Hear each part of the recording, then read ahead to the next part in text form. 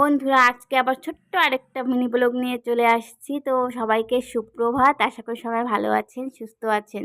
তো আমার ব্লগগুলো আপনারা দেখবেন, অবশ্যই ভালো লাগবে।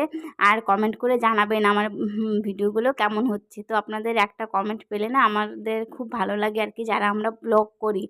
কারণ আপনারা দেখলে পরে একটা কমেন্ট করলে মনটা একদম ভরে যায় যে না, কেউ আমার ভিডিও দেখেছে, খুব ভালো বলেছে কিংবা ভালো হয়েছে।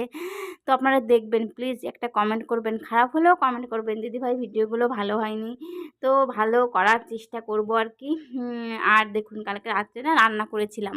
তো এদিকে সকালবেলা ও চাটা খেয়ে চলে গেছে, আর কালকে রাত্রে যেহেতু রান্না করেছি অনেক থালা বাসন হয়েছে, আর কিছু জামা কাপড়ও ভিজিয়ে টিজিয়ে দিলাম আর কি, কেচে টেচে মেলে দিয়েছিলাম।